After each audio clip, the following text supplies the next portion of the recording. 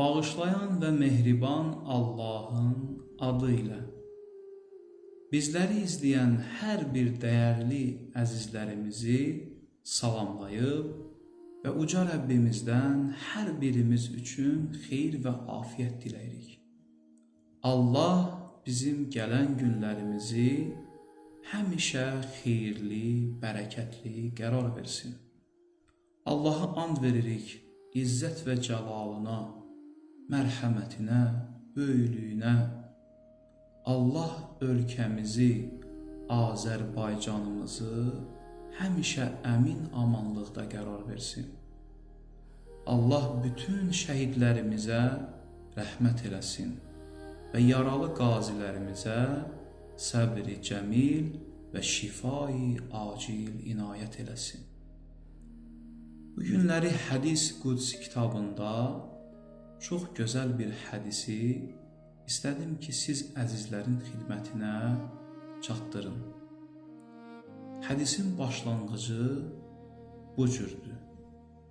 Məktubun fit-Təvrati, yəni Tövrat kitabında yazılıb Allah Təbarək və Teala Həzrəti Musa Peyğəmbərlə bir neçə kəlmə edir, yəni danışır. Həzrəti Musaya xitab edərək buyurur: Ya Musa, ey Musa, mən əhəbbəni, hər kəs ki məni sevsə, ləm yənsini, məni heç zaman unutmaz, yaddan çıxartmaz. Və mən rəca ma'rufi ələhhə fi məsələti, və hər kəs ki mənim ehsanıma ümidvar olsa, məndən israrla istəyər. Amma çox gözəl və mühüm məqam buradadır ki, Allah Təbarək və Teala bunun ardıca Həzrəti Musaya belə buyurur: Ya Musa, ey Musa, inni ləstu biğafilin an xalqi.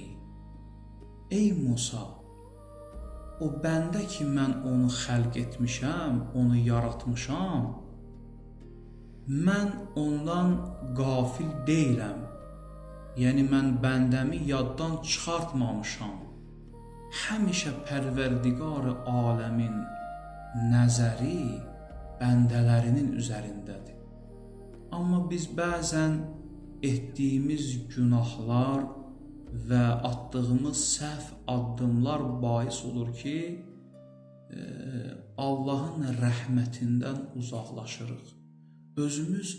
Özümüzü Allahın rəhmətindən sanki qovuruq. Halbuki Allah bizi öz rəhmətindən qovmur. Allahın tövbə qapısı hər zaman bəndələrinin üzərinə açıqdır. Allahı and veririk əzəmətinə, izzət və cəlalına. Mutal Allah bizləri həqiqi hidayət olunmuşlardan qərar versin və Allah bizim günahlarımızı əffi qələm eləsin. Vəssalamu aleykum və rəhmətullahi və bərəkatuhu.